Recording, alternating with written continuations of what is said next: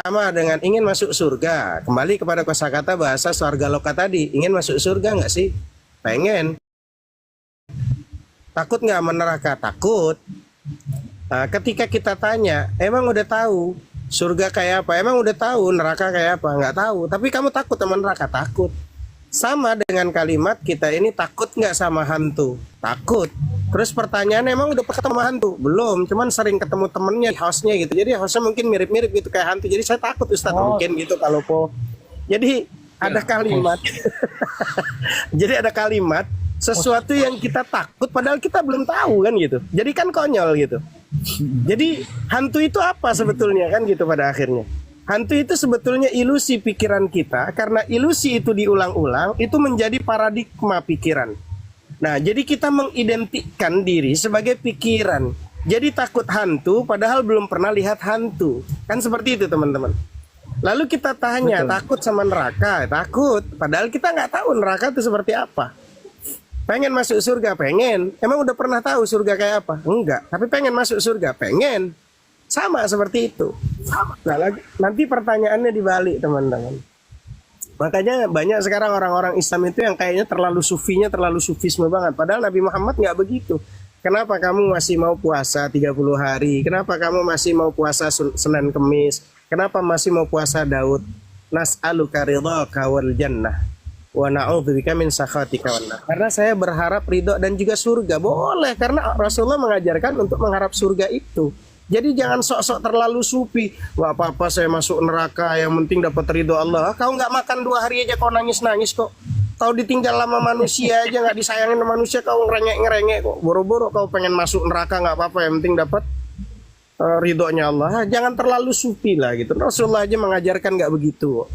Nas'aluka ridhaka wal jannah. Jadi artinya kenapa kamu masih mau sholat dengan susah payah? Nas'aluka ridhaka wal jannah. Kenapa kamu masih sabar menghadapi istri kamu yang cerewet? Nas'aluka ridhaka wal jannah. Kenapa istri masih sabar dengan perbuatan suami yang enggak menyenangkan? Nas'aluka ridhaka wal jannah.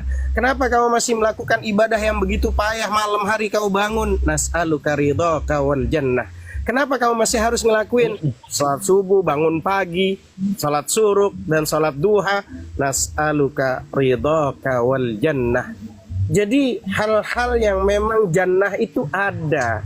Tetapi kembali lagi itu kepada kita. Bisa nggak nanti ini kita secara ilmunya, bisa nggak diilmiahkan? Nah, ini kan lagi musim kan? Baru kemarin ada guru gembul yang kita nggak tahu, dia model pakai pemikiran. Pokoknya kalau udah ada orang yang katanya dia seorang, nggak tahu, saya juga kaget apakah ada seorang mujaddid di abad 2024 yang Quran aja nggak hafal. Jangan-jangan ngajinya al Google, al YouTube, al Facebook, al Instagram, al YouTube kan gitu. Ini bahaya. Kita yang puluhan tahun di pondok itu, yang kita harus menyerahkan hafalan Quran kita, hafalan akidatul awam kita, hafalan fikihnya kita, tiba-tiba kalah sama orang yang model pemikirannya, maaf, beribu maaf. Itulah yang selalu menjadi catatan penting untuk kita semua teman-teman. Karena yang mengganggu pikiran kita, karena kita selalu memahami Allah, memahami Tuhan tetap pada dimensi kemanusiaan. Itu masalahnya. Lalu pertanyaannya nanti gini, Allah itu apakah Tuhannya orang Islam saja? No.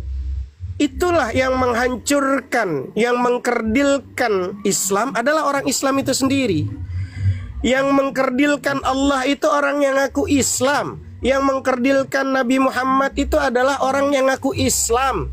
Allah itu bukan Tuhannya orang Islam.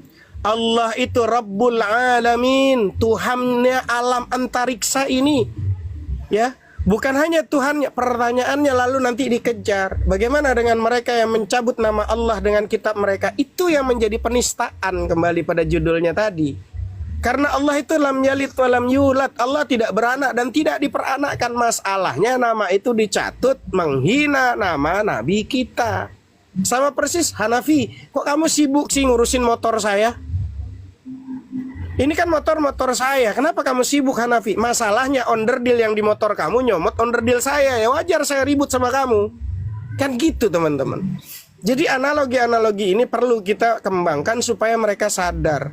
Dan akhirnya itulah yang selalu saya katakan ke teman-teman, yang mengganggu pikiran kita karena kita selalu memahami Tuhan itu tetap pada dimensi kemanusiaan.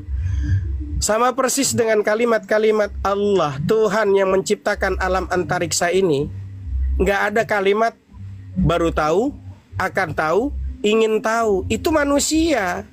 Tapi kalau Allah itu maha tahu. Gitu loh. Beda dengan kita yang manusia. Nah, inilah yang membuat, maaf, umat Islam yang lagi mau belajar, itu yang mengkerdilkan Tuhan kita ya kita. Allah itu Tuhannya alam antariksa. Bahkan Nabi Muhammad itu bukan nabinya umat Islam. Siapa Muhammad itu? Maka di situ ada kalimat syahadat, asyhadu an la ilaha illallah wa Muhammad Rasulullah wa asyhadu annaka wa Muhammad Rasulullah.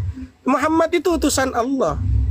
Nah, tugasnya Nabi Muhammad itu bukan di dunia.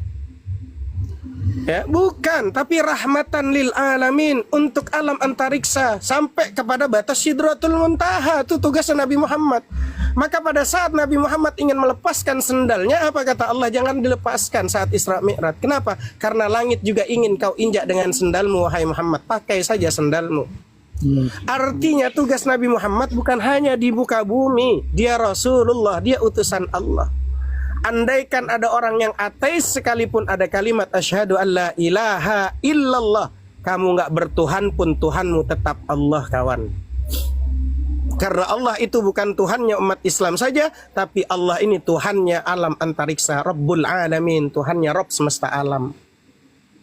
Jadi kayak gitu teman-teman. Nah, makanya ayo terus mempelajari agar kiranya baik khususnya akidah bagi teman-teman yang nggak pernah mondok, yang nggak pernah pesantren. Tadi pagi, saya setiap minggu pagi jam 7 pagi saya buka Aqidatul Awam. Saya buka Tanwiruz Zalam, kitabnya sampai hatam berkali-kali. 7 tahun kita sudah melakukan hatam berkali-kali, free gratis. Bagi teman yang mu'allaf, dia mau mengkaji tentang konsep ketuhanan, tentang akidah, monggo silahkan. Bagaimana mungkin kita akan bertanya, Hanafi, kalau memang Allah itu Tuhan, kapan adanya? Kalau Allah itu memang Tuhan, di mana tempatnya? Kalau Allah itu memang Tuhan, seperti apa rupanya? Maka umat Islam seluruh dunia, ketika dia itu belajar akidah, saya katakan, belajar akidah untuk umat Islam fardu ain, bukan fardu kifayah. Anda ngaku Islam, Anda ngaku beriman, maka belajar akidah, konsep ketuhanan, itu fardu ain, bukan fardu kifayah. Setiap individu yang ngaku Muslim, wajib belajar akidah. Ketika ada orang bertanya seperti itu, kita akan mudah menjawab, wahai saudaraku, masa, waktu, tempat itu ciptaan Allah. Bagaimana mungkin Allah ada di ciptaannya? Lalu nanti dikejar dengan pertanyaan-pertanyaan itu. Nggak apa-apa dengan adanya Bang Zuma, Pak Lopo, dan semua guru-guru di sini. Orang bertanya, orang-orang Muslim itu jadi belajar cerdas. Oh iya ya, ya memang akal tuh selalu bertanya. Supaya nanti pertanyaan itu jawabannya pas atau tidak secara Al-Quran dan Sunnah. Gitu loh. Akhirnya dia mau belajar secara Al-Quran dan Sunnah. Oh iya ya, apakah Tuhan tidak bisa jadi manusia? Lalu kita ada yang namanya sifat mustahil. Lalu kita balik dengan bahasa-bahasa secara pengetahuan, secara mengedukasi pengetahuan. Allah sebagai Tuhan, apa arti daripada Tuhan yang maha kuasa? Mungkinkah yang maha kuasa jadi tidak maha kuasa? Tidak mungkin. Kejar terus pertanyaannya secara, maka dalam Al-Quran ada kalimat afala taqilu afala tatafakkarun. Kenapa kau tidak gunakan akal kamu? Kenapa kamu tidak mau berfikir? Itu kata Allah. Coba kau fikir, cari aku. Ya, tanya seperti apa? Selama ini kau menyembah Allah, menyembah nama, bukan menyembah sang pemilik nama. Itu yang terjadi bagi teman-teman yang lahir dari Islam tapi dia tidak mempelajari akidah. Selama ini banyak yang menyembah nama tapi tidak menyembah sang pemilik nama. Ketika kita bisa nyaman, dekat, punya uang ratus ribu, 1 juta, 1 miliar punya uang, nyaman kita karena kita mengenal fungsi uang itu. Lalu bagaimana kita tidak nyaman memiliki Allah yang maha segala-galanya? Kenapa kok nggak nyaman kenal Allah? Kenapa kok nggak nyaman menuhankan Allah? Karena banyak umat Islam menyembah nama tapi tidak menyembah pemilik nama. Itu masalahnya. Itu masalahnya. Kebanyakan kita itu hanya tahu nama tapi tidak tahu siapa pemilik nama itu. Wallahu ta'ala alam bisa biar nggak terlalu panjang, biar ada narasi pertanyaan berikutnya. Lanjut teman-teman.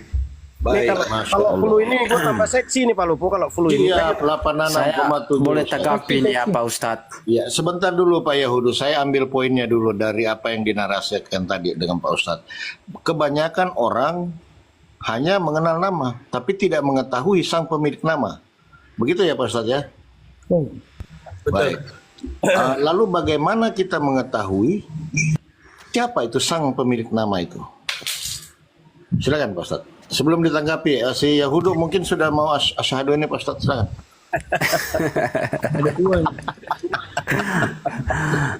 Ya, maksudnya saya mau diskusi tentang Allah ini loh. Siap, 86 saudaraku. Siap, sabar dulu, dia dinarasikan dulu sama Pak Ustadz. Mulai oleng dia Pak Ustadz ini. Sudah 3 kali naik di sini, udah oleng dia. Lanjut, Ustadz. Oke, kalau ada orang-orang ateis agnostik, saya bilang orang-orang ateis dan agnostik dari tahun 90-an, saya pondok pesantren di belakang UKI, Universitas Kristen Indonesia. Dan banyak mereka-mereka itu yang sudah ateis, bahkan mereka nggak percaya dengan Tuhannya yang disalib, Tuhannya yang mati. Mereka nggak percaya lagi dengan kitabnya, karena mereka orang-orang apologet yang asli apologet di UKI, Universitas Kristen Indonesia. Mereka tahu tuh baca Quran, mereka fasih baca Quran, mereka tahu nahwu saraf, karena mereka mempelajari. Mereka ingin diskusi dengan lawan orang-orang pondok, maka mereka harus belajar tentang ilmu pondok, ala-alat Quran, supaya imbang. Nah, maka mereka bernarasi dengan akal jeleknya, akal nakalnya. Mereka bertanya, kalaulah Tuhan yang maha suci, yang maha mulia, yang maha tinggi, pantaskah Tuhan itu dikasih nama? Kalau Tuhan yang maha suci, yang maha tinggi, yang maha mulia, yang maha agung, pantaskah dia itu dikasih nama? Secara kita dengan cara akal, itu juga kita akan berpikir, iya juga ya. Karena yang akan diberi nama biasanya adalah sesuatu yang makhluk. Kenapa kok Tuhan harus menginformasikan dirinya? Dan itulah secara akademisi, kalaulah memang dia agama wahyu, harusnya dalam kesempatan detik ini Allah kasih anugerah saya bertemu dengan Bang Zuma, Pak Lopo, dan guru-guru yang lainnya, teman-teman. Ingat, dengan singkat ada 5 keyakinan kita terhadap Islam yang perlu kita pahami secara akademisi. Di mana pertama, Islam adalah agama wahyu, yakni agama yang diturunkan oleh Allah, yang merupakan rangkaian dari agama yang diturunkan kepada para nabi sebelum Nabi Muhammad. Dan nama agama itu termaktub di dalam kitab sucinya. Ya, contoh di dalam surat Al-Imran ayat 19. Wa a'yadu billah innad dina indallahil Islam. Sesungguhnya agama di sisi Allah adalah agama Islam. Lalu Al-Imran ya 85-nya, wa may yabtaghi ghairal Islam dinan fala yuqbala minhu wa fil akhirati minal khasirin. Dan barang siapa mencari agama selain Islam tidak akan diterima, dan di akhirat dia termasuk orang-orang yang rugi. Jadi agama samawi yang memang dia runutannya dari agama-agama sebelumnya, maka bisa jadi dipastikan secara akademisi, secara ilmu pengetahuan, bahwa harusnya ada di kitab suci itu. Bahkan sampai-sampai untuk membuktikan bahwa Islam agama wahyu, penamaan Islam, bahkan penamaan Allah sebagai konsep yang maha penting disata salah satu agama, nama Tuhan sebagai Tuhan, nama Allah itu konsep yang terpenting dari satu agama, juga langsung diinformasikan di kitab suci. Adanya di mana? Surat At-Toha ayat 14. Innani anallah fa'budni, aku adalah Allah, sembah aku. Aqimis salah li dzikri, dirikan salat untuk mengingatku. Ada. Nah, karena itulah teman-teman, bandingkan dengan agama selain Islam yang nama agama serta nama Tuhannya dinamai oleh manusia yang menjadikan sebagai Tuhan atau yang menciptakan agama itu sendiri. Itu kalau pengen narasinya secara ilmu, secara akademisi.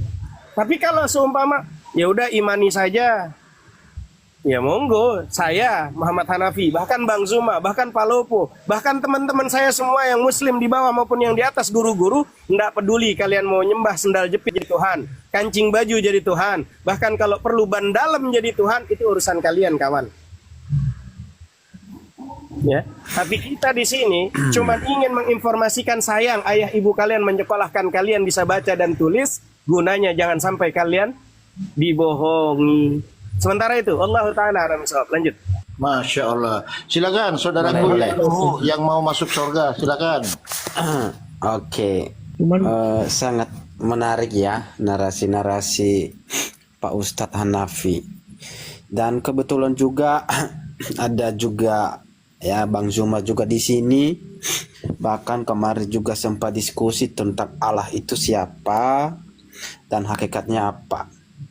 Nah, seperti yang saudara narasikan tadi, bahwa silakan Anda mau menyembah sandal aja, silakan. Anda menyembah kanci banju, silakan. Nah, dari narasi itu, ya, maka saya bisa mengatakan bahwa ada orang yang menuhankan benda mati. Nah, tentu benda mati itu orang manusia atau kita tidak menyembah hal itu, tetapi orang manusia menyembah Tuhan yang hidup, Tuhan yang berkuasa. Nah, maka untuk kita mengetahui Allah yang hidup dan Allah yang mati, maka kita melihat hakikat dasar Allah itu, inti dari hakikat Allah itu. Nah, maka ketika saudara mengatakan Allah itu adalah zat. Nah, maka kita telusuri zat itu apa? Zat itu adalah unsur, ya, dia memiliki wujud, ya, yang terdiri satu zat, yang terdiri satu unsur. Contoh seperti yang saya minta penjelasan sama Bang Zuma kemarin, ya. Saya tanya sama dia, apa itu echad? Apa itu satu? Dia bilang satu. Apa itu satu? Dia bilang tunggal. Apa itu tunggal? Tapi dia hanya mentok sampai di situ.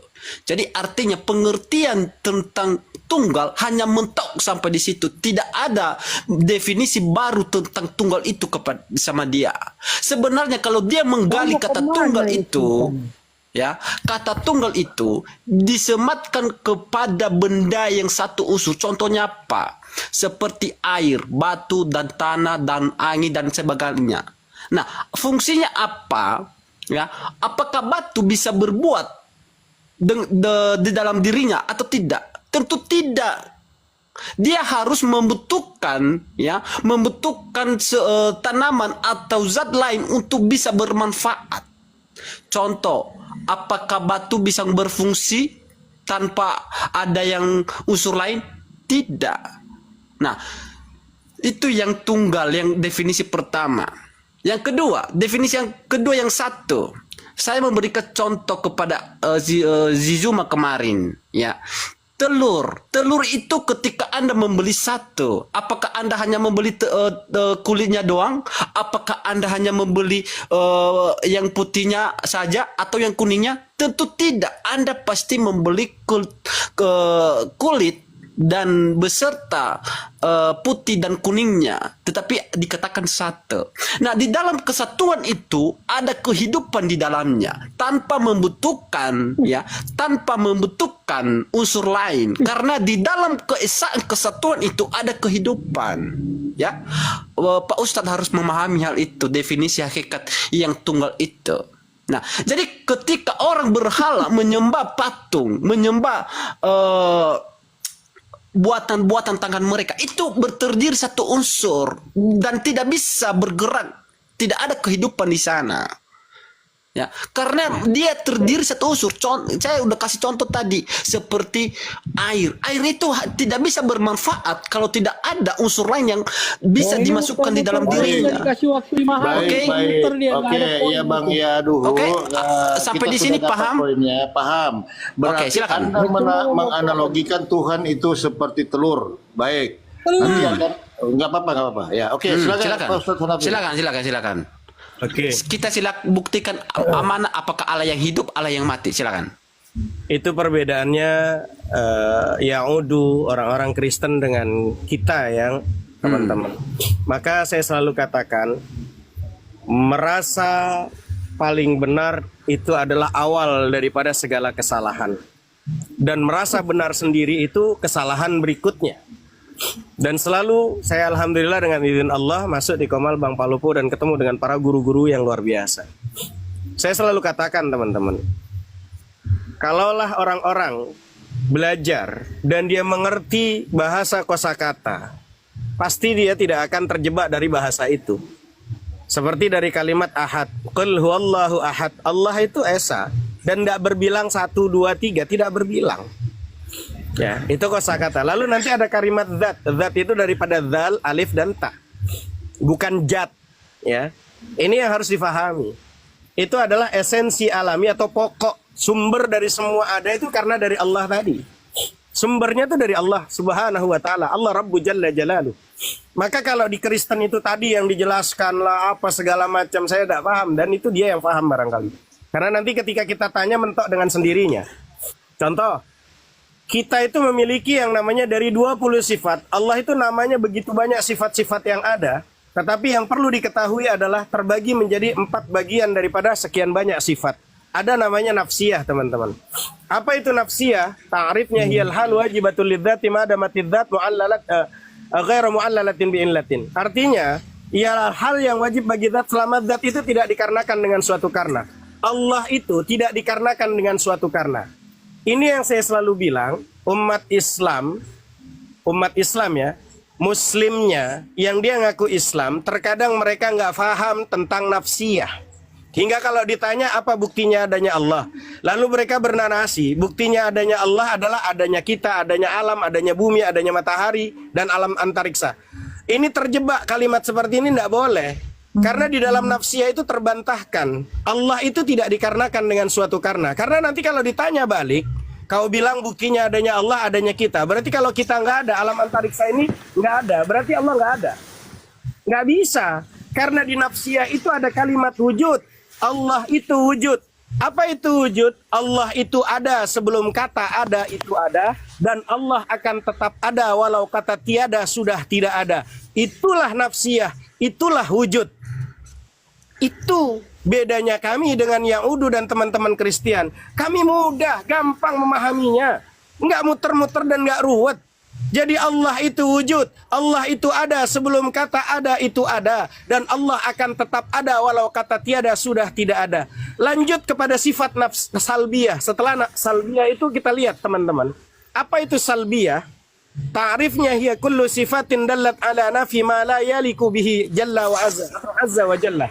Tiap-tiap sifat yang menunjukkan atas menafikan barang yang tidak pantas untuk Allah.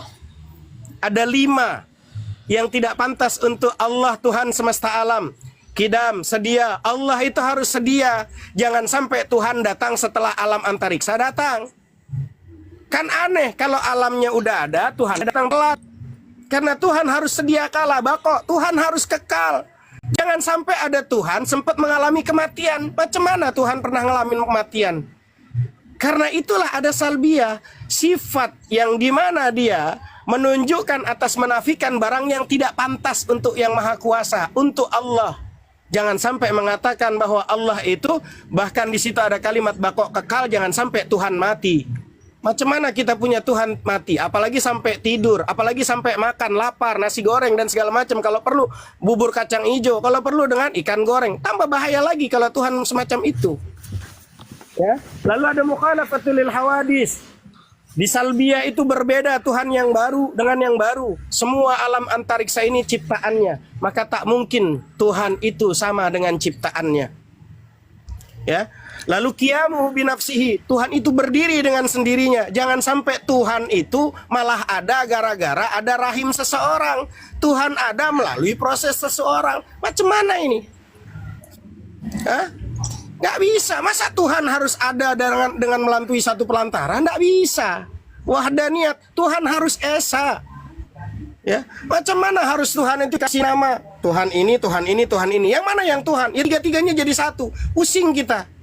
Karena kalau kita belajar tambah-tambahan 1 tambah 1 tambah 1 pasti 3. Nggak mungkin 1 tambah 1 tambah 1 jadi 1. Korupsi itu. Gitu loh. Ini yang dari dulu Anda punya keyakinan sampai detik ini 2024 nggak kelar-kelar itu. Hah? Oke. Anda saja sesama Wanes, Tritung dan segala macam itu berbenturan. Kami umat Islam mau apapun posisi madhabnya Syafi'i, Maliki, Hanafi, Hambali dan dari manapun kita tetap Tuhan kita menyebutnya Allah, dan Tuhan Allah ini yang Maha Esa, Maha Kuasa, nggak pernah mati, nggak pernah tidur, dan tidak pernah lelah untuk mengurusi makhluknya. Dan itu yang harus difahami. Lalu nanti ada ma'ani dan ma'nawiyah, tapi terlalu tinggi biar nggak kelabakan. Lanjut. Oke. Jangan tinggi-tinggi kan Ustaz. Enggak apa-apa, santai aja. Begini Pak Ustadz. Saya ya mengajak Pak Ustadz itu kita berpikir secara akal. Ya, itu yang pertama dulu. Kenapa saya mengatakan begitu? Karena Pak Ustadz tadi dari awal mengatakan bahwa agama Islam itu adalah akal yang dipakai dalam iman. Nah, jadi kita harus konsisten dong. Dari perkataan kita itu konsisten dengan perkataan kita. Tidak perlu kita separuh akal, separuh iman. Itu yang perlu kita luruskan di sana. Jadi di sini saya mengajak Anda untuk berakal, mengajak berpikir. Nah, tentu di dalam Al-Quran itu sudah jelas bahwa Allah itu adalah zat, bukan roh. Nah, tentu sesuatu hal yang berbicara tentang zat itu adalah berbicara satu unsur, yang dimana satu unsur itu adalah tidak bisa berbuat dengan di luar dirinya, dan di dalam dirinya tidak bisa berbuat apa-apa. Nah, itu dulu hakikat Allah dulu.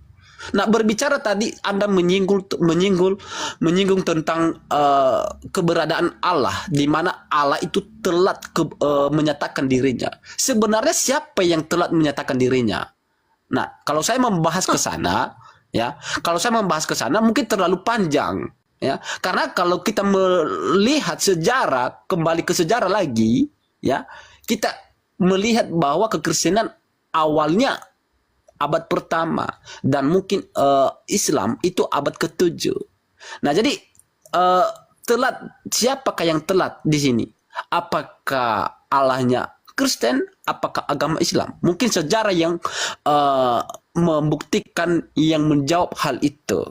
Nah, jadi yang saya mau tekankan di sini adalah Allah ini, esensi Allah ini yang dikatakan dia adalah zat.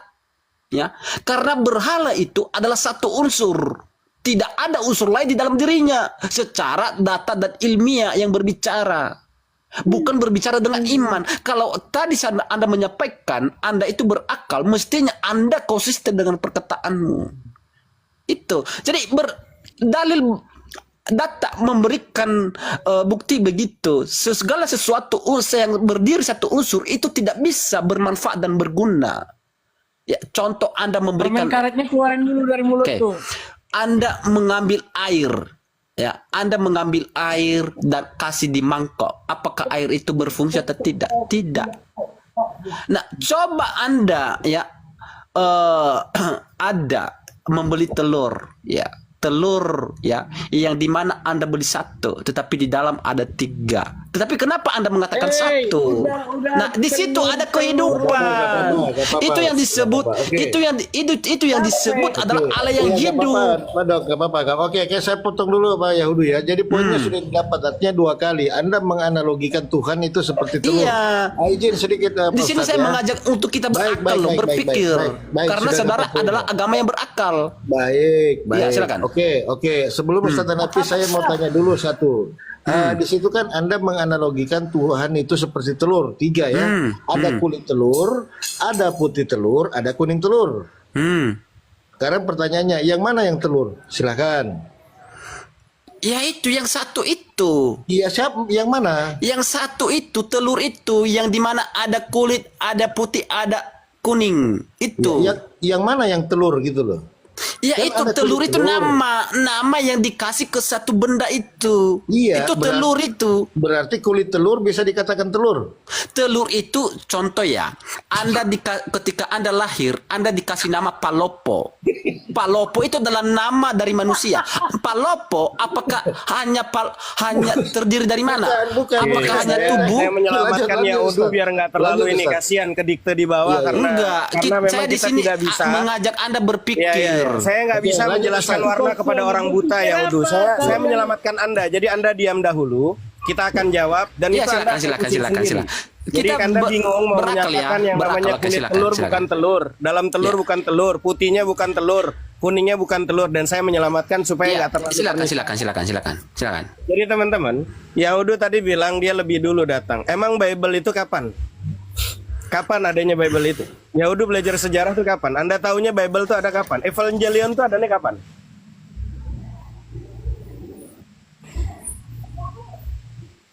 Diam. Gitu-gitu aja lah. Yang dibilang baru disebut apokripa itu adanya kapan? 14 kitab non kanonical itu kapan? Perjanjian lama, perjanjian baru, Bible yang telah ditemukan penuh keraguan itu kapan adanya? Barnabas itu kapan? Injil Thomas itu kapan? Perjanjian lama hampir seluruhnya ditulis dalam bahasa Yahudi dan dikumpulkan oleh banyak tangan antara tahun 850, 300 sebelum Masehi. Dan selama waktu penulisannya termasuk banyak tradisi lisan dan kebiasaan-kebiasaan agama Yahudi dan disebut negeri-negeri bertetangga lainnya pada masa awal. Itu kapan? Penemuan tulis lautan mati itu kapan?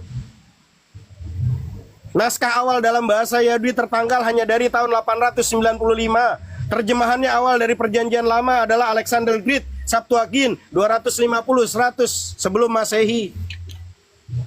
Anda bilang mau pakai akal, justru satu-satunya kitab suci agama yang saya tahu setelah saya mempelajari yang namanya bahasanya maaf ya, Buddha Hindunya ya, di mana di situ juga ada Bible-nya, bahkan ada Al-Qur'annya. Setelah saya baca semuanya, hanya Al-Quran yang perintahnya untuk mikir supaya dapat Islam. Supaya dapat kebenaran itu suruh mikir. Yang kedua, mengaitkan 100% orang nggak mikir itu dengan neraka. Makanya di dalam surat Al-A'raf, Al-Quran itu menjelaskan Allah 179 teman-teman. Walaqad dzara'na li jahannama katsiran minal jinni wal ins. Lahum qulubun la yafqahuna biha, walahum a'yunun la yubsiruna biha, walahum adhanun la yasma'una biha, ulaika kal an'am bal hum adall, ulaika humul ghafilun. Sungguh akan aku isi neraka jahanam kebanyakan dari jin dan manusia yang kalau manusia itu apa dia? Mereka punya hati, ya, tapi nggak digunakan untuk melihat kebenaran, mengkaji ayat-ayat sucinya, ayat-ayatnya, Tripitaka-nya, Bible-nya, Al-Qur'annya. Mereka mau mengkaji kebenaran di dalam. Walahum a'yunun la yubsiruna biha. Mereka punya mata, tapi mata nggak digunakan untuk melihat kebenaran. Walahum la yasma'una biha. Mereka punya telinga, duduk di komal-komal seperti ini, telinga nggak digunakan untuk melihat kebenaran. Mereka pantaslah disebut kafir. Mereka sudah tahu kebenaran tapi mereka menutupinya. Maka di dalam Quran disebutnya kafir. Tahu kebenaran tapi kebenaran dia tutup itu kebenaran. Dia tahu itu benar, disebutnya kafir. Sawaun alaihim anzartahum am lam tundirhum la yu'minun. Sama aja Hanafi, Bang Zuma, Palopo, teman-teman semua para pejuang Islam, sama saja kau menerangkan kepada orang kafir. Kau kasih data kek, nggak kau kasih data kek, pakai data secara akli maupun nakli dengan akal, mereka tidak akan beriman. Kenapa? Mereka tahu kebenaran dan kebenaran itu mereka tutupnya. Kenapa akhirnya? Yang khawatir mereka punya itu semua nggak mereka gunakan, balhum adal, mereka kal an'am, mereka seperti binatang, bahkan lebih sesat daripada binatang. Ulaika humul ghafilun, mereka ghaflah, lalai karena nggak menggunakan yang diberikan Tuhan itu untuk mencari kebenaran itu. Lalu nanti khawatirnya masuk neraka orang, kenapa? Karena dikasih, nggak mikir dia. Sebagaimana surat Al-Mulk ayat 10, wa qalu law kunna nasma'u aw naqilu ma kunna fi ashabis sa'ir. Dan mereka berkata, sekiranya dulu kami pada saat ada Bang Zuma di Komal Bang Palopo, ada Hanafi, ada guru-guru, seandainya kami dulu mikir, niscaya tidaklah kami termasuk penghuni neraka yang menyala-nyala saat ini. Dan berikutnya teman, kenapa khamar di Islam itu diharamkan? Dalam Islam tuh khamar itu yang memabukkan tuh diharamkan. Karena dia dikaitkan dengan Ummul Jaraim, ibunya dari seluruh tindakan kriminal, itu khamar itu. Karena khamar itu ngilangin akal. Jadi kalau hilang akal semua itu jadi salah.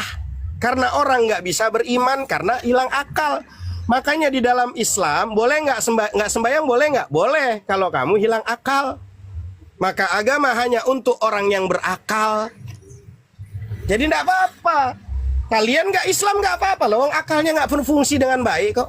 Lanjut. Wallahu ta'ala alam bisawab. Seperti itu. Iya ya. Selamat sore. Oke, saya boleh menanggapi ya? Assalamualaikum, selamat sore Bung Rocky Gerung. Ya, Sebelum dilanjut, waalaikumsalam. sebelum host beri maghrib, silakan Bung Rocky pertanyaan.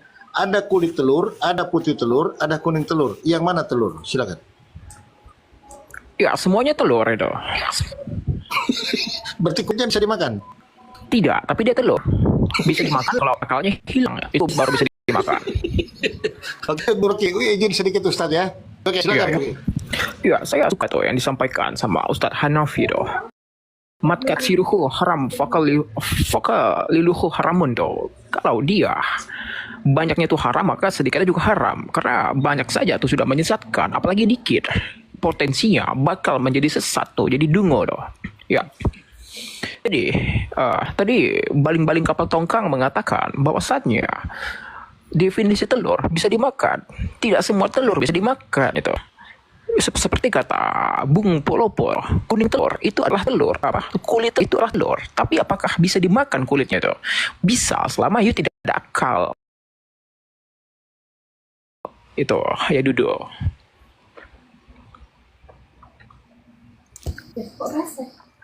Jadi Jadi gini ya, saya kira si Rocky ini benar-benar memiliki pengertian yang yang berbeda. Ternyata pengertiannya itu udah di luar dari akal. Jadi begini ya. Tadi saya si Pak Ustadz Muhammad tidak menyinggung tentang esensi dari Allah itu.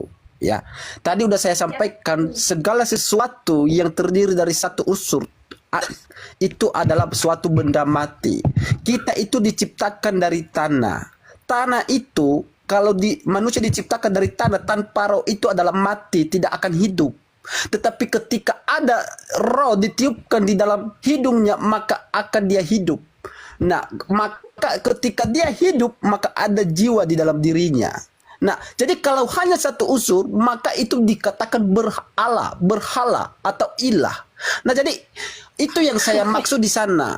Ya, itu yang saya maksud di sana. Jadi Pak Ustadz di sini tidak mengerti, mungkin mengerti tapi tidak menyinggung. Nah, oke, itu masalah lain, ya, masalah lain. Oke, mungkin kalau tidak paham itu, ya, kalau Pak Ustadz di sini tidak paham tentang kata akad, mungkin ya tidak apa-apa. Oke, tentang penulisan kitab suci, ya. Tadi saudara mengatakan bahwa sejak kapan Alkitab itu ada, ya. Kalau kita melihat sejarah ke belakang, Alkitab Perjanjian Lama itu sudah ada 1400 sebelum Masehi.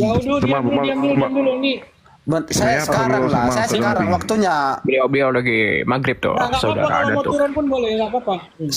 Sekarang kan saya waktunya kan menanggapi Pak Ustadz. Boleh pidato. Boleh. Ya, kan? Bang Ustadz Nafi, saya ada perlu sebentar Bang Ustadz Nafi. Ya, masuk Bangku. Kita difitnah oleh, saya punya Viti, kita difitnah oleh si Tristan bahwa kita memaki-maki Ustadz Gurunda Zuma. Kemarin kejadian itu, saya ada Vitinya. Yeah. Kita difitnah oleh si Tristan bahwa kita memaki-maki Gurunda Zuma. Mas Ustadz Nafi disebut di situ. Ini fitnah yang sangat kejam, Ustadz Nafi. Iya, dan nggak apa-apa. Justru semakin orang itu memfitnah kita, para apologet, dia lupa bahwa saya adalah salah satu anggota debu di apologet ini, dan nggak mungkin saya akan memfitnah atasan saya. Dia lupa dengan analogi-analogi itu. Semakin dia memfitnahnya, kita nggak perlu, Bang Datu, untuk mengklarifikasi. Karena cara yang paling ampuh untuk orang yang sedang benci sama kita, memfitnah kita, dengan cara apapun mereka lakukan, cara paling ampuh itu mendiamkannya. Itu yang dilakukan oleh guru kita, termasuk salah satu dari guru-guru, termasuk Syekh Al-Mutawali Sya'rani. Ya, mereka dulu di Mesir, ulama dunia itu difitnahnya. Fatwa-fatwanya diputarbalikkan. Caranya adalah didiamkan. Gitu loh. Oh gitu Ustadz Nafi. Karena nggak penting, karena dia itu nggak penting. Nggak penting buat kita gitu loh. Karena dia yang menentuin surga neraka kita gitu loh. Iya, benar. Udah, itu diabaikan aja. Nggak, cuma ini sebagai laporan kepada Ustadz Nafi bahwa saya ada VT-nya. Kalau perlu nanti saya kasih sama Ustadz. Dan saya pun dituduh sama sediain nanti ya sama Ustadz nanti. Kemudian saya pun dituduh berzina dengan Fauzia Al-Qadri yang ada di TT. Nauzubillah tuduhannya. Nauzubillah tuduhannya. Udahlah itu. Jadi jadi ini karena ini menyinggung saya dan Ustadz Nafi, makanya saya laporan sama Ustadz. Itu aja Ustadz. Saya tidak pernah tersinggung. Demi Allah teman-teman, saya Muhammad Hanafi, siapapun yang mau berkata-kata, saya prinsipnya gini teman-teman. Sejatinya orang Muslim itu adalah menutup aibnya orang lain, apalagi aib sendiri aja udah ditutupi sama Allah. Maka saya itu menyadari bahwa saya bergaul bukan sama malaikat.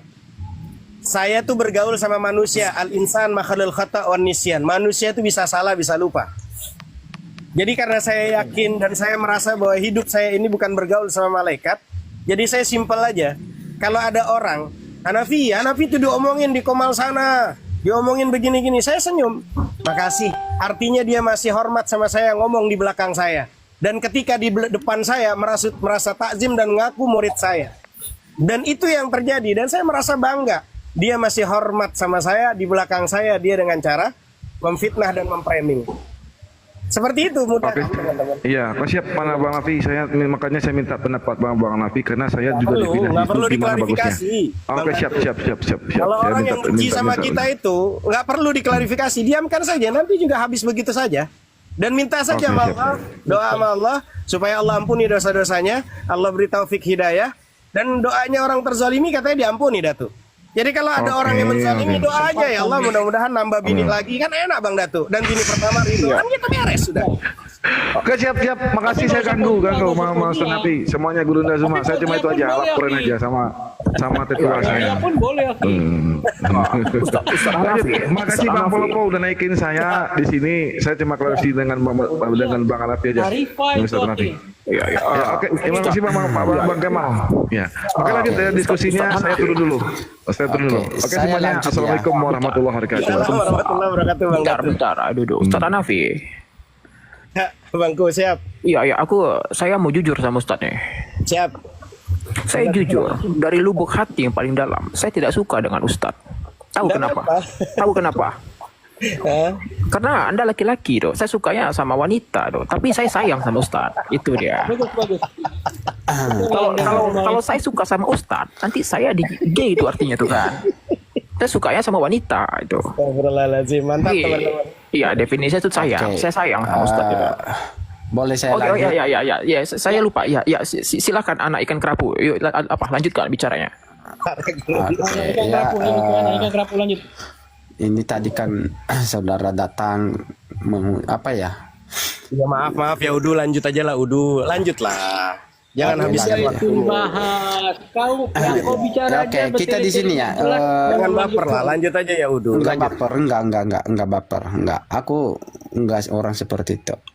Jadi berbicara tentang esensi tadi udahlah. Mungkin pengertian saudara mungkin hanya mentok sampai di situ, tapi Anda tidak menggali lagi kata-kata itu. Nah, kembali lagi kepada kitab suci. Kitab suci ya, itu adalah suatu ya kitab yang ditulis oleh para nabi ya, yang dimana mereka mendapat otoritas atau mandat daripada Tuhan itu. Nah, kitab suci itu ya, itu disertai dengan data dan disertai dengan peristiwa yang terjadi. Ya duduk. Saya mau nanya nih dulu. Enggak, itu kitab suci itu enggak gini, biar saya paham narasinya. Kitab suci itu apakah hanya si suci yang punya atau ada Amel atau ada Friska tuh? Ada kitab Friska, kitab si suci. Coba nanti Anda sangka kalau Anda di sini punya ilmu ya, coba nanti Anda sangga motong-motong ya. Coba kita diskusi dengan baik aja. Oke. Ya.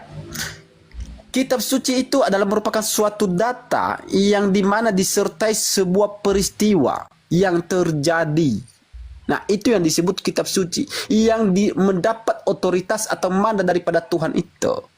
Nah, jadi kalau berbicara tentang kebenaran, ya itu adalah sesuatu hal yang terjadi dan real adanya. Itu isi kebenaran. Kebenaran itu adalah sesuatu hal yang terjadi dan ada dan pernah terjadi pada masa itu. Jadi sehingga para nabi dan para rasul yang menulis hal peristiwa itu. Nah, Makin sore itu makin kalau kita parah, merujuk bentar dulu. Biar. Itu kalau kita merujuk kepada Alkitab. Itu merujuk kepada Alkitab. Biar dulu dia. Ya, nanti. Ya. Bukan Itu kalau merujuk kepada Alkitab. Capek buang waktu dengan orang sengit. Bentar, Iya, iya, Jangan iya. kepanasan lah. Kita di sini saling menghargai ya. Bukan kepanasan, kau tuh narasi entah apa-apa yang kau bilang. Kau ngerti nggak yang kau bilang itu? Ngerti? Otakmu nggak sampai. Jadi Nggak apa-apa. anak-anak Siapa mau apa? tolong Iya, iya, dengar iya. aja Nggak ya. sampai nyusun kata-kata aja kok nggak pandai. Habis bilang narasi kata-kata. Iya, Narasi sama Muhammad, kata-kata yang Data lebih itu, Tunggu. saya kesatakan, saya sampaikan data itu disertai dengan peristiwa yang terjadi. Itu data yang benar. Oh, iya. Nah, jadi ketika ada data yang tidak disertai peristiwa yang tidak terjadi dan tidak betul-betul terjadi, itu merupakan suatu data yang perlu diragukan dan perlu dipertanyakan. Kenapa? Bagaimanapun kitab suci adalah sesuatu hal yang betul-betul terjadi karena di situ menunjukkan kemahakuasaan Allah. Oke. Jadi di dalam isi kebenaran itu ada kemahakuasaan Allah yang betul-betul terjadi sehingga para nabi melihat dan menyaksikan dan menuliskan hal itu. Oh, Itu Tuhan adalah puji, Tuhan berbicara puji, tentang Tuhan puji. isi kebenaran. Nah, malah itu merujuk kepada Alkitab. Nah, kita melihat Al-Quran itu bagaimana Tuhan pewahyuannya. puji, Tuhan Oke. puji juga itu ya. Bentar, Tuhan puji. bentar, sabar. Udah belum ya Udu? Panjangan ya Udu.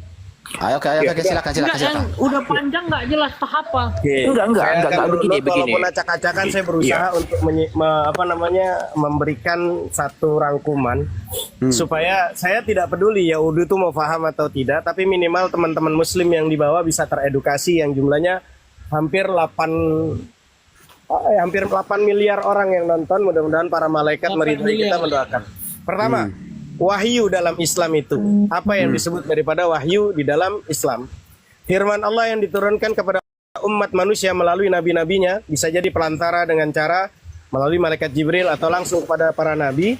Dan kata wahyu itu di dalam bahasa Arab itu ada wahayahi wahyan yang berarti sembunyi dan cepat.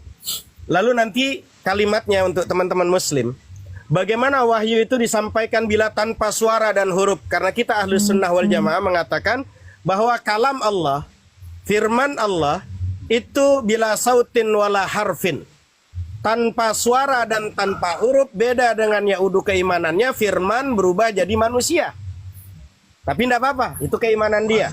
Kita mengedukasi teman-teman di sini. Lalu bagaimana caranya? Ingat teman-teman, karena suara dan huruf itu hanya bisa muncul dari jism, sehingga mengatakan Allah bersuara sama saja dengan mengatakan zat Allah itu berjism. Selain itu, suara dan huruf adalah sesuatu yang mengalami perubahan dan berupa susunan. Ini adalah bukti bahwa suara adalah makhluk. Adalah sebuah kemustahilan bila zat Allah melahirkan makhluk. Bahkan di dalam surat Al-Ikhlas, saya sudah jawab lagi, ya Udu. Qul huwallahu ahad, Allahus samad, lam yalid wa lam yulad. Jadi kalimatnya Allah itu tidak melahirkan dan tidak dilahirkan. Kita datanya ada. Jadi nggak mungkin mengatakan bahwa suara itu termasuk daripada firman. Nggak mungkin. Lalu dalam ilmu modern menetapkan bahwa hakikat suara itu adalah gelombang getar dalam frekuensi tertentu yang mengalir melalui media yang dapat dikompresi. Semisal udara dan air. Atau melalui media benda padat dengan mode propagasi. Propagasi artinya proses pengiriman. Suara selalu membutuhkan benda fisik yang bergetar sebagai sumber gelombangnya dan selalu membutuhkan media semisal udara atau air untuk sampai pada tempat lain. Allah nggak butuh kepada makhluk, tapi makhluklah yang butuh kepada Allah. Jadi akhirnya layakkah suara itu disebut sebagai salah satu hal yang keluar dari zat Allah? Tentu tidak. Lalu bagaimana Hanafi wahyu disampaikan bila tanpa suara dan huruf melalui para malaikat dan para nabinya? Seperti dijelaskan oleh Imam Ibnu Hajar Al-Asqalani. Kita datanya, ambil, lihat, cek, boleh diklik di Google. Kalau nggak ada di kitabnya Fathul Bari. Imam Hajar Al-Asqalani mengatakan, bab berapa? 458 mengatakan, Ibnu Hajar Al-Asqalani, wa hadza hasilu kalami may yanfi'as sauta minal a'immati wa yalzamu minhu anna Allah lam yusmi ahadan min malaikatihi wa rusulihi kalamahu bal alhamahum iyyahu. Artinya, ya, ini adalah konklusi pendapat para imam yang menafikan adanya suara dari Allah. Konsekuensinya apa teman-teman? Bahwa Allah tidaklah memperdengarkan kalamnya dalam bentuk suara maupun huruf pada suatu malaikat ataupun rasulnya, tapi dengan cara mengilhamkannya kepada mereka. Seperti itu. Jadi bukan berarti firman berubah jadi manusia. Manusia akhirnya udah firman. Firman itu Allah. Berarti udah Allah nggak ada karena udah jadi manusia. Keder lah. Lalu nanti kalimatnya adalah esensi. Yang kau bilang esensi. Kita bahas secara kitab suci. Ya, ini kita pelan-pelan, kau mental-mental. Kita jawab runutnya secara akademisi. Supremasi salah satu agama, kekuasaan tertinggi upaya untuk menegakkan hukum dan menerapkan hukum pada posisi tertinggi. Apa itu agama? Agama itu adalah tidak kacau atau jalan hiduplah, boleh. Apakah semua agama sama? Penelitian perbandingan agama, kebohongan besar bila ada yang mengatakan semua agama sama. Ada kesamaan, tapi lebih banyak perbedaannya teman-teman. Lalu kita runut, tadi ada kalimat kitab suci. Mari kita harus setuju bahwa satu kitab agama harus 100% benar. Kalau dia dianggap kitab suci, Bible harus 100% benar. Hindu, Weda, Tripitaka harus 100% benar. Bahkan Al-Quran harus 100% benar. Kalau ada yang tidak benar, kita harus bersama-sama mengatakan secara akademisi, secara akal logika, ini bukan kitab suci. Ayo kita bahas yang sama. Semua kitab agama memerintahkan untuk mengimani Tuhan yang Esa. Ada gak nanti di Wedanya, Tripitakanya, di Bible-nya? Kita bahas. Bible. Di mana kitab Ulangan 6 ayat 4, dengarlah hai Israel, Tuhan kita satu. Lalu Yesus ditanya, apakah perintah yang utama? Ada di Gospel Markus 12:29. Ternyata ada tuh, mengimani Tuhan yang Esa. Nggak ada tuh yang namanya Tritunggal, karena nggak ada tuh dalilnya di Bible itu Tritunggal. Carikan kepada saya, di mana data dalil Tritunggal. Lalu, di kitab Hindunya Uspanisub disebutkan, Cakyanogba Uspanisub bab 6 seksi 2 ayat 1, kutipan sang sekertanya apa? Tuhan itu satu tanpa yang kedua. Ada kesamaan. Lalu Swetasara Uspanisub bab 6 ayat 9, bagi Tuhan tidak atasannya nggak ada, nggak punya tuan, tidak punya orang tua. Lalu disebutkan Uspanisubnya bab 4 ayat 19. Apa katanya? Natasha Prima Asti. Baginya tidak ada gambarannya. Sama di Bible juga. Tuhan nggak bisa didengar suaranya dan nggak bisa terlihat. Nggak ada bentuknya dan nggak terlihat. Lalu di Quran ada atau tidak? Ada. Qul huwallahu ahad. Allahus samad. Lam yalid walam yulad walam yakul lahu kufuwan ahad. Bahkan di Quran ada kalimat laisa kamislihi syai'un fil ardi. Tidak ada yang menyerupai di muka bumi ini. Ada kesamaannya. Lalu tiba-tiba, maaf, beribu maaf. Ini pakai data, jangan dibilang kita nanti narasinya menghina. Teks-teks palsu yang katanya kitab suci dan tidak otentik menyalahgunakan Tuhan dan esensi keberadaan. Misalnya apa? Sangat aneh membaca bahwa di Bible melihat Tuhan sebagai makhluk yang sedang tidur. Di mana datanya? Mazmur 44:23. Terjagalah mengapa engkau tidur ya Tuhan. Lalu di mana? Mazmur 78:65. Lalu terjagalah Tuhan seperti orang yang sedang tidur, seperti pahlawan yang siuman dari mabuk anggur. Sejak kapan dulu ada lapok tua? Kok Tuhan bisa jadi mabuk anggur? Lalu di Kejadian 6 ayat 6 dan 7. Maka menyesallah Tuhan bahwa ia telah menjadikan manusia di bumi, dan hal itu memilukan hatinya. Berfirmanlah Tuhan, aku akan menghapuskan manusia yang telah kuciptakan dari muka bumi. Sejak kapan Tuhan jadi baper? Lalu Yeremia 10 ayat 19. Dikatakan, lalu Yeremia 10 ayat, lukaku tidak tersembuhkan. Itu semua ada di Bible-mu kawan. Jangan kami dianggap menista karena kami membaca ayat Bible-mu, bukan kami yang menista. Itu yang kalian harus pahami ya undu. Wallahu ta'ala alam bisawab. Apakah ini kitab suci? Lanjut. Assalamualaikum warahmatullahi wabarakatuh. Oke, Salam warahmatullahi wabarakatuh. saya menangkapi ya. Begini Pak Ustadz. Waalaikumsalam. Harap tenang ya. Harap tenang ya teman-teman ya. Iya. Tadi Pak Ustadz tadi menyenggol tentang firman menjadi manusia dan ada suara. Dan bahkan dari narasi Pak Ustadz tadi menyampaikan bahwa Allah itu ya tidak menyerupai apapun. Bahkan mungkin bisa dikatakan bahwa Allah itu tidak mungkin ada suara. Ya. Jadi kalau saya mengatakan bahwa Alkitab itu adalah data yang membuktikan peristiwa yang betul-betul terjadi. Makanya disebut di dalam iman kami bahwa Allah kami adalah Allah yang hidup, Allah yang maha kuasa, yang mampu bekerja, mampu melakukan apa yang dia kerjakan. Dan sehingga yang menyaksikan kemahakuasaan itu dalam manusia. Sehingga manusia itu mencatat kemahakuasaan Allah itu. Nah, cuma sekarang perbedaannya bahwa Pak Ustadz mengatakan bahwa bagaimana mungkin suara itu adalah Allah. Karena Allah itu tidak bisa diserupai. Artinya bahwa sampai di situ bahwa Pak Ustadz udah membatasi kemahakuasaan Allah dengan akal Pak Ustadz. Karena pengenalan Pak Ustadz tentang Allah, karena bagimu Allah itu tidak memiliki suara, Allah itu tidak menyerupai. Berarti di situ sudah Anda membatasi kemahakuasaan Allah. Ya, Allah itu memiliki kehendak yang tidak bisa dibatasi oleh manusia. Itu dulu. Ya. Jadi kita tidak bisa membatasi Allah bekerja. Ya. Jadi makanya kalau kami iman Kristen itu Allah itu melampaui akal, bukan akal masuk di dalam akal manusia, bukan Allah masuk di dalam akal manusia. Jadi itu adalah Allah yang benar, Allah yang hidup, Allah yang bekerja. Tuhan puji. Nah, jadi kalau dikatakan Allah tidak memiliki suara, berarti Allah itu adalah Allah yang bisu. Allah yang bisu, Allah yang tidak bisa berbicara, Allah yang tidak memiliki kuasa. Itu.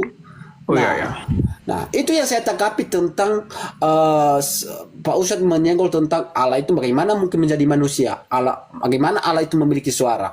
Jadi artinya saudara di sini tidak percaya bahwa Allah itu berfirman menjadi manusia. Berarti Pak Ustadz tidak percaya dengan hal itu. Tetapi di sisi lain juga Pak Ustadz juga percaya bahwa Allah juga melakukan mujizat yang di luar akal manusia. Ya, jadi saya memberikan jempol kepada Pak Ustadz, berarti Pak Ustadz ini memiliki pengertian bahwa Allah itu maha kuasa, mampu melakukan di luar nalar manusia. Tetapi ketika firman manusia menjadi manusia, firman Tuhan menjadi manusia, berarti Pak Ustadz tidak percaya, berarti tidak sinkron. Tidak sinkron. Kenapa? Pak Ustadz percaya kalau Allah membelah laut, tetapi di sisi lain Allah firman menjadi manusia. Pak Ustadz tidak percaya. Harusnya Pak Ustadz percaya. Benar sekali ya, Anda benar, dan kita akan kita mengedukasi ya. Sebentar Bang Rocky ya, sebentar Bang Rocky ya, satu sesi ya. Silakan Ustadz. Jadi, yang Udu, tadi kamu bernarasi, kita coba dengan bandingkan dengan data-data yang ada. Kau tidak bisa menjawabnya bahwa kitab suci itu harus setuju bahwa kitab suci itu harus 100% benar. Ketika kami membawakan narasi data-data, nggak nyentuh sama sekali dari tadi saya ngomong tuh, kamu mana datanya, mana cara mengkonternya. Kamu belum pantas untuk jadi apologet Kristen. Jadi belajar lagi, itu saran saya. Satu. Kedua, ketika kamu bernarasi bahwa itulah Allah, kamu membatasi maha kuasanya Allah. Ya udah, ketika kita diciptakan sama Allah memiliki akal, ya. Oke, narasi kita pakai dengan bangun dengan akal. Ya udah, hari ini bisa nggak makan nasi uduk? Bisa. Nasi goreng bisa nggak? Bisa. Bahkan mau makan donat bisa. Terus di samping ada kotoran hewan atau kotoran Yahudu sendiri, kira-kira mau dimakan atau tidak Yahudu? Bisa atau tidak? Pasti Yahudu bilang saya bisa makan Hanafi, tapi saya nggak mau karena saya punya akal. Mana mungkin saya akan makan kotoran saya sendiri. Begitulah Allah yang maha suci, Allah yang maha tinggi, Allah yang maha agung, Allah yang maha besar. Bukan tak bisa untuk jadi manusia, tapi Allah tidak mau merendahkan dirinya untuk menjadi makhluk manusia yang punya banyak kecacatan, punya banyak kekurangan. Karena ketika esensi yang dibilang bahwa Allah itu harus maha besar, maha kuasa, ketika berubah dia jadi tidak maha kuasa, maka berarti dia bukan Tuhan. Maka ada sifat yang mustahil di situ ya Udu. Anda yang punya akal saja, ketika Anda mampu melakukan makan nasi goreng, makan nasi uduk, makan donat, ketika di samping sebelahnya lagi ada kotoran Anda sendiri, Anda bilang, saya bisa makan, tapi saya nggak mau. Begitu juga Tuhan yang maha suci, yang maha tinggi, yang maha mulia, yang maha besar, nggak akan mungkin masuk ke dalam rahim seorang wanita yang keluar penuh dengan kelemahan dan penuh dengan maaf. ketidakkuasaan. Karena ketika maha kuasa berarti dia Tuhan. Berubah jadi tidak maha kuasa, luntur Tuhannya. Berarti dia bukan Tuhan. Semudah itu akal kita mencerna ya Udu. Masih nggak masuk juga. Ya itulah kalimatnya kafir, menutupi dari kebenaran. Sawa'un alaihim anzartahum am lam tunzirhum la yu'minun. Sama aja Hanafi, kau kasih mereka peringatan, nggak kau kasih peringatan, mereka tidak akan beriman. Tapi ya Allah, kami bersama guru-guru kami, Bang Zuma, Bang Palopo dan guru-guru semua di sini, kami sudah menyampaikan kebenaran itu. Tinggal tugas Engkau ya Allah, dia mau menggapai hidayahmu atau tidak. Karena kau begitu sayang sama mereka, kau kirimkan kami untuk sebagai tanda sayangmu kepada mereka. Tinggal mereka mau menggapai hidayah itu atau tidak. Wallahu ta'ala a'lamu bishawab. Lanjut. Masya Allah. Oke, satu sesi silakan Bung Rocky. Melanjutkan telur tadi. Silakan Bung Rocky. Bang Yaudu standby dulu. Silakan. Ya, ya. Oke, ada dua statement. Pertama, saya akan jawab secara bercanda. Kedua, saya akan jawab secara serius. Oke. Pertama, saya akan jawab secara bercanda itu. Gini ya, Dudo.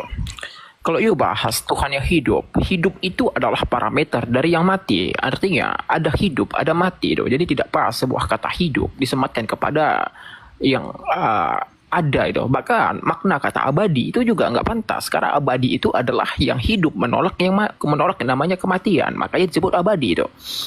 Jadi sang pencipta itu definisinya ada, dia itu ada, tidak berawal tidak berakhir, itu tidak sementara, tidak abadi, tapi dia ada itu, berkelanjutan, dia itu continue. Nah, makanya you harus paham itu bahasa Latinnya die list their friend mons itu, muslihat akal budi itu. You harus paham makna ontologis dari sebuah hakikat.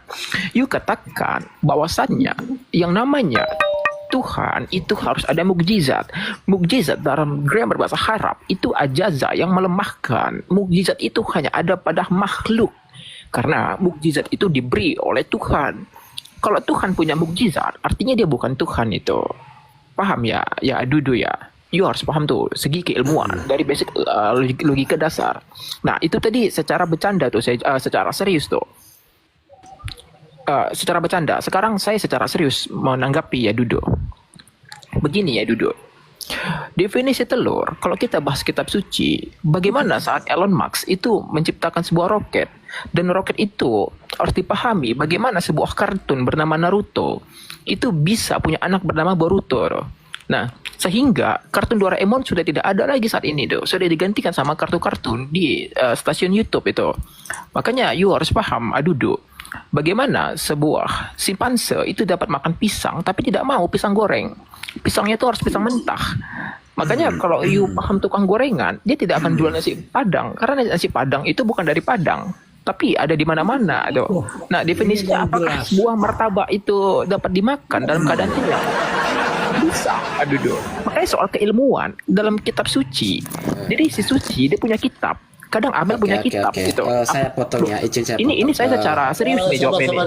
Sabar dulu. Biar dikasih Bung Rocky dulu. Soalnya schedule-nya susah ini beliau nih. Silakan. Iya. Jadi you harus paham ini ya, inilah yang dirasakan penonton saat you mendengar you statement itu. Jadi saya akan membalikan itu ya. Jadi Aduh, kalau masalah firman manusia, ya benar, ada namanya firman, ada namanya si Subandi, ada Jatmiko, ada namanya Sulyono, ada Mulyono, ada siapa lagi itu. Jadi firman ya manusia itu memang benar, firman manusia. Ada juga Wahyu Indrawan, Wahyu Setiawan itu ada. Aduh. Jadi kembali ke pisang goreng. Pisang goreng itu menggunakan telur itu, dan telurnya telur ayam, bukan telur naga. Karena kalau telur naga itu mati kita dimakan sama naga, induk naga tuh. Karena induk naga itu bersusah payah menjaga telur. Itu Aduh, ini ilmu yang penting tuh. Jadi saya sama Rocky ya. Tadi dia sebentar Bang Yehudu, kita gantian karena ada banyak narasumber kita ini, Masya Allah ya. Ada ahli filsafat Bung Rocky ya, yang jadwalnya memang padat ini. Saya undang beliau ini sangat singkat. Masya Allah. Silakan Pak Dokter, silakan. Ya, saya cuma mau sampaikan bahwa bentuk narasi yang pleonasme diulang-ulang itu ciri-ciri orang waham besar ya. Waham besar itu orang-orang yang merasa diri dia itu pintar, merasa dia udah bicara dengan benar, padahal tidak. Contoh-contoh pleonasme itu adalah ketika kita mengatakan turun ke bawah, naik ke atas, terbang ke atas, ya, mendarat ke bawah. Itu contoh-contoh pleonasme. Penjelasan yang tidak perlu untuk kata awal yang tidak perlu dijelaskan dan bukan kata majemuk. Kalau rumah makan ada diterangkan, menerangkan dan sebagainya. Ya kan? Jadi intinya kebanyakan yang dipakai sama si Adudu ini, ya kan? Itu adalah pleonasme yang berulang-ulang dan itu ciri-ciri ya, ciri-ciri dari orang-orang yang punya gangguan ya. Tapi apa boleh buat, dia udah masuk room, kita hargai. Cuman kalau dia ngomong panjang-panjang, makin panjang dia ngomong, di bawah itu udah capek orang. Nyerocos saja nggak ngerti apa yang dia bilang. Di bawah itu kan kesian pendengarnya itu ya kan. Jadi kita ini dilihat orang-orang di bawah yang ada 800 sekian miliar itu, dan ini room internasional. Ketika narasumbernya itu seperti itu dan dia di TikTok sama Ustadz Muhammad Hanafi nggak dapat ilmu apa-apa. Untung Ustadz ngerti, dia langsung bicara tentang apa targetnya ke penonton. Jadi ini Dudu, kalau Anda mau ngomong tuh Anda ngomong yang pendek aja, ya. Tanya aja, nggak usah Anda sok menerangkan telur, zat yang Anda maksud dalam bahasa Indonesia itu substance, ya, berbeda dengan zat yang dimaksud dalam bahasa Arab, ya. Dalam yang Anda maksud materi, substance itu, makanya saya susah mau ngomong karena saya tahu ini orangnya nanti bakal dia putar lagi. Zat begini, entah apa yang dia bicarakan, ya. Tunggal jadinya telur, ya kan? Nah, telur itu kalau Anda mau bicara udah dijelaskan tadi sama Bung Rocky. Bung Rocky dijelaskan dengan jelas telur itu dipakai untuk masak pisang goreng, ya. Itu salah satu kepastian. Dan yang pasti Anda pun ngerti nggak ya kalau Anda bicara itu dari satu unsur. Saya mau tanya ya, kalau telur itu satu ya berapa bahagian dari telur, coba sebutkan dulu. Jangan bicara telur ya, coba sebutkan dulu berapa bagian dari telur. Ustadz Hanafi, saya minta waktu dulu sebentar. Lanjut. Orang dungu ini asli. Lanjut. Oke. Berapa bagian dari telur? Apa aja bagian dari telur? Ya, saya mau menanggapi dulu ya. Saya di sini menanggapi narasi Pak Ustadz dulu dan baru ke Rocky dulu.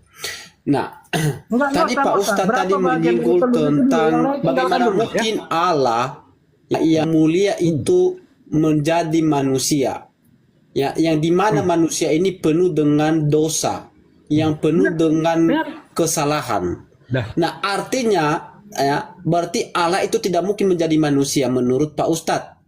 Nah, tadi Pak Ustadz memberikan analogi bahwa bagaimana mungkin manusia memakan kotoran.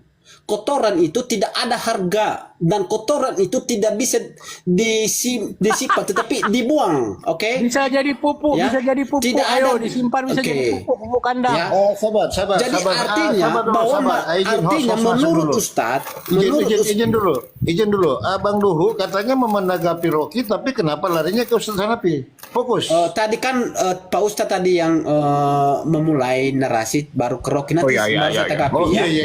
Oh, ya, siap, Harus siap, jelas. Ya, Siap, begitu. lanjut.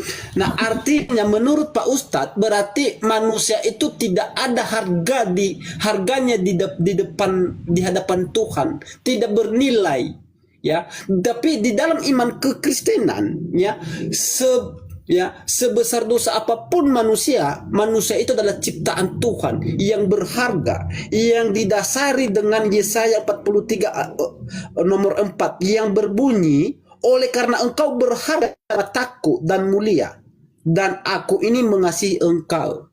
Jadi bagaimana mungkin Pak Ustadz mengatakan bahwa manusia itu tidak ada harga, tidak ada nilai? Berarti artinya Allah ini yang Pak Ustadz imani, berarti di hadapannya Pak Ustadz ini tidak ada nilainya, tidak ada harganya, tidak berharga. Nah, jadi itu salah Pak Ustadz. Menurut saya mungkin itu tidak salah. Kenapa? Allah yang benar adalah sebesar dosa apapun manusia adalah ciptaannya. Dia mengasihi ciptaannya, ya. Dia mengasihi ciptaannya dan menjaga dan melindungi ciptaannya. Tidak, walaupun berdosa tetap berharga. Contoh seperti uang. Uang itu 100.000 atau 20.000 lah. Coba Anda injak-injak uang itu yang 20.000 itu, apakah Bang nilainya Yahudu. berubah? Bang Yahudu, Tidak, harus jelas. sama seperti itu. Nilai Sabar. harga diri kami di hadapan Tuhan itu tidak berubah walaupun kami itu adalah manusia yang penuh kesalahan. Ya, kenapa kami ini adalah berharga di mata Tuhan? Tetapi Pak Ustadz mengatakan di hadapan Allah yang imani, yang Pak Ustadz imani itu, Pak Ustadz itu tidak ada nilai, tidak ada harganya, sama seperti kotoran, tidak berharga lagi. Nah, jadi itu dua hal yang berbeda. Itu yang pertama. Tadi yang saya tanggapi tentang Rocky. Rocky dia memberikan anonim dengan hidup dan mati. Di sini saya mengatakan bahwa Rocky tidak memahami apa yang saya sampaikan tentang Tuhan yang hidup. Tuhan yang hidup adalah Tuhan yang memiliki kuasa, yang mampu berfungsi, yang menciptakan segala isinya. Itu adalah Tuhan yang hidup, bukan Tuhan yang mati, yang dimana dia itu hanya disimpan, yang tidak bisa berbuat apa-apa. Itu yang disebut adalah Tuhan yang mati. Jadi mati itu tidak bisa diberikan kepada Tuhan, karena Tuhan itu kekal abadi. Hanya diberikan kepada manusia, tubuh yang fana ini. Jadi sampai di sini Rocky Gerung memahami apa yang saya sampaikan, Tuhan yang hidup. Sabar dulu itu dulu. Bang Yahudu. Ya? Sebelum Oke, panjang silakan. kita tanya dulu Bang Rocky. Bang Rocky, apa sudah paham? Oh, saya ya sangat paham. Sangat paham, baik. Silakan ditanggapi dulu, Bang. Ini masalah anonim tadi. Anonim apa sinonim sih? Lanjut, Bung Rocky. Ya.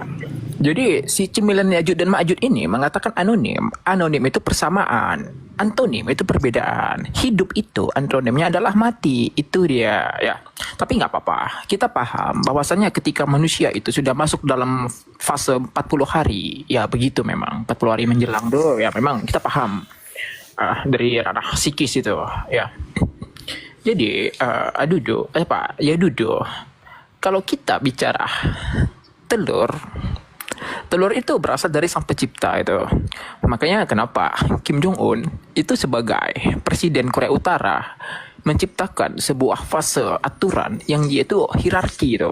Nah, makanya kalau kita paham kenapa Raffi Ahmad sekarang jadi menteri, ya karena telur itu berasal dari ayam. Apakah ayam itu berasal dari dinosaurus? Jadi itu. Karena dinosaurus itu masih mitos. Itu dia. Makanya dalam akal, Tuhan itu memberikan akal. Kenapa? Kenapa disebut akal-akalan? Karena dalam kata akal ada kal. Kal itu adalah kalori. Kalori itu bagian dari omega.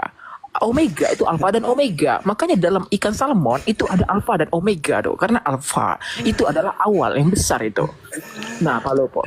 Makanya kenapa ikan salmon itu suka dimakan beruang? Karena beruang itu ada kata uang. Beruang. Nah, uang itu penting, ada nilainya. Kalau bicara soal nilai, ya nilai dari guru. Guru siapa itu? Nah, tergantung gurunya. Apakah gurunya ini seorang janda atau duda? Kalau dia duda, artinya tidak ada istri itu. Istri bisa didapatkan kalau dia masih normal. Itu dia poinnya itu. Semoga you paham. Ini jarang nih saya kasih kuliah filsafat 1 SKS ini. Ini seharusnya you bayar sama saya. Cakep. Tapi begini Bung Rocky, tadi apa hubungannya telur dengan Raffi Ahmad? Ini yang saya mau tahu ini. Silakan. Karena Raffi Ahmad suka makan telur itu. Oke. Jadi cobalah yang narasumber yang pintar lah ya. Aduh. Oke. Ya, jadi Ya, tunggu. Kita di sini, Tunggu. Ya, Dudu. Saya tunggu. Aduh. Tunggu ya. Apa ya? Jadi ini narasi Rocky Gerung ini ya Gersang ya, Rocky Gersang itu ya. cuman you tidak ini paham. tidak berbobot ya. Aduh. Tidak berbobot. Gini dan deh, dia ya, tidak Dudu, ya, mengerti Dudu. apa yang dia sampaikan ya. Waduh. Itu narasinya ada enggak nyambung ya. Aduh. Jadi coba kalau Anda bernarasi coba nyambung sedikit lah ya. Jadi coba yang narasumber yang baik lah, yang memberikan narasi yang cukup Iya, gini bisa ya. dimengerti lah. Ya Dudu. Ya, Itu cuman you yang tidak paham. Ini ya. Ini saya tanya sama viewer nih. Ada 7.000 miliar nih. Ketik satu yang paham sama narasi saya tuh. Gini aja, nggak perlu Ketik saya satu yang paham sama yang saya seperti sampaikan Anda tuh. ini yang tidak memiliki ilmu, ya yang ngawur. Saya tidak perlu karena itu lihat tuh. dari Mereka awal paham tadi dengan saya itu. sudah memahami narasimu. Jadi saya mau sampaikan, Pak Ustadz dia mengatakan bahwa bagaimana mungkin manusia itu memakan kotorannya? Artinya dia mengatakan bahwa Allah itu tidak ada harganya di hadapan Tuhan, jijik di hadapan Tuhan. Berarti sama artinya kotoran itu dibuang. Artinya Allah itu membuang Pak Ustadz dan umat Islam lainnya, tidak ada harganya. Berarti manusia itu udah gagal. Nah, jadi itu sama artinya Pak Ustadz, analogi yang Pak Ustadz sampaikan. Ya, jadi tolong dikoreksi lagi analogi-analogi yang seperti itu. Tidak perlu disematkan lagi. Ya udah, nggak perlu ngoreksi karena kamu ada datanya di Hezkiel 4, 12, 13 itu. Makanlah roti itu seperti roti jelai yang bundar, ya. Engkau harus membakarnya di atas kotoran manusia yang sudah kering di hadapan mereka, kan itu posisinya kamu. Tapi enggak apa-apa, lanjut aja ya udah, lanjut. Ini kita pakai data lo ngomong lo. Ya, iya, tapi kan saya mencoba melihat analogimu Pak Ustadz. Ya, bagaimana mungkin sih manusia itu tidak ada harganya di hadapan Tuhan? Berarti manusia itu sama dengan artinya manusia itu dibuang, nggak ada nilainya lagi. Nah, tadi tolong berikan analogi-analogi yang bisa masuk akal, yang bisa diterima ya. Itu menurut versi Muslim, manusia itu tempatnya salah, tempatnya lupa, manusia itu banyak kelemahan. Kalau ada Tuhan jadi manusia, berarti maha kuasanya hilang. Kalau ada manusia makan kotoran sendiri, berarti manusia nggak normal. Masih nggak bisa ngerti paham kayak gini ya udah. Berarti ngomongnya sama Rocky aja. Kan kamu sama-sama itu tuh. Masuk tuh kalau Rocky ngomong. Kamu giliran Rocky ngomong kamu paham. Ya, giliran saya ngomong kamu nggak Ustaz. paham. Ini terbalik sungsang ini orang. Analogi itu yang harus sinkron, harus nyambung Pak Ustadz. Bagaimana mungkin ya manusia memakan kotoran? Artinya ketika Apalagi Anda Tuhan, mensinkronkan Tuhan yang analogi maha itu kuasa, kepada Tuhan, apalagi Tuhan yang maha mulia, apalagi Tuhan yang maha tinggi, apalagi Tuhan yang maha besar, Allah yang maha suci, yang maha tinggi, yang maha agung, nggak akan mungkin Tuhan yang maha suci masuk lewat lubang kemaluan wanita. Muskil, nggak mungkin Tuhan masuk ke dalam rahim manusia. Apalagi Tuhan harus ada di dunia yang maha besar. Tuhan yang menciptakan alam antariksa, hancur lebur dunia ini kalau Tuhan hampir ada di dunia. Kau nggak masuk juga kau akalnya. Ya berarti manusia itu jijik berarti ya. kamu gantilah ya dungu lah namanya lah. Lanjut ah. Iya, maksudnya berarti manusia itu jijik di hadapan Tuhan ya. Jijik ya dengan ciptaannya. Ini nggak masuk Dia ini tidak- orang ini. Ini sekolahnya di mana nih? Makanya jangan makan kotoran pakai selai roti lah. Begini Pak Ustadz, ya kalau memberikan analogi itu yang mudah diterima, yang mudah dipahami, ya. Tuhan Jadi puji, kalau Tuhan Anda puji. menyamakan manusia itu adalah menyamakan manusia memakan kotoran, berarti sama artinya berarti Allah itu seperti manusia dan kotoran itu sama seperti manusia. Oh iya, Jadi iya, benar. bagaimana mungkin ya Allah itu ya Rocky lu jawab Rocky lah. Lu jawab Rocky lah. bagaimana Iya, mungkin iya. Allah ya menurutmu ya turun menjadi manusia? Berarti manusia ini jijik, tidak ada harganya. Oh iya. Iya kan? Benar. Nah, Iya. jadi saya kasih tahu Pak Ustadz, sebesar-besarnya dosa manusia di hadapan Tuhan tetap berharga karena kita bernilai di hadapan Tuhan. Saya kasih contoh uang, selembar uang kalau Anda ijak-ijak pun tetap nilainya tidak berubah. Sama seperti itulah manusia di hadapan Tuhan. Jadi analogi itu harus masuk akal. Tidak seperti manusia memakan kotoran. Artinya manusia itu jijik, tidak ada harga nilainya. Gitu Pak Ustadz. Iya. Oke. Jadi Host. saya paham sih apa yang Anda paham, apa yang saya maksud. Oke. Bagaimana Allah itu tidak. silakan. Nah, Kita berarti ganti narasumber di situ ya. Anda itu membatasi kemakuasaan Allah secara pikiranmu. Berarti Baik, Allah itu tidak hidup, tidak berkuasa. Baik, saudaraku, baik. Allah itu hidup, dia dapat poinnya. Jadi kita gantian dulu. Mungkin Ustaz Lapi menjelang maghrib atau bagaimana. Silakan, Bung Rocky. Sangat Iya, padat iya. waktu Anda. Tapi bisa. harus berbobot ya. Narasi iya, harus iya. berbobot. Silakan, Jangan pakai mau. yang berbobot, Bung Rocky ya. Iya. Silakan. Iya. Pertama, host, ini di TikTok ada fitur mukul orang nggak, host? Saya pingin nepuk itu pertama tuh. Ya, ada nggak itu? Yang kedua, jadi gini ya teman-teman, Adudu ini taraf level itu sudah Kristen makrifat. Jadi kalian yang awam itu tidak akan paham bahasa kekudusan dia tuh, kerohan dia tuh. Karena level dia sudah Kristen makrifat itu. Dia sudah tertinggi tuh tarafnya tuh. Makanya dia paham betul itu kalau Tuhan itu jijik sama manusia itu kan. Nah, tapi aduh, kalau bicara apakah manusia itu ada harganya? Tergantung. Yuk kalau seorang mahasiswa itu ada harganya tuh setara UMK tuh. Atau yuk kalau ngundang sebuah artis itu ada harganya tuh. Atau kalau yuk main aplikasi hijau ada harganya juga itu. Meskipun negatif tuh konotasinya tuh. Jadi manusia tuh ada harganya tuh. Kalau dikatakan apakah Rocky, ya udah lagi azan itu. Percuma lu nyampein, ya udahnya lagi azan pergi itu. oh iya ya. Aduh. Dia nggak mikir itu 700 orang sakit kepala. Dia tidak sakit kepalanya dengar aku ngomong tuh kan. Itu dia cara counternya tuh.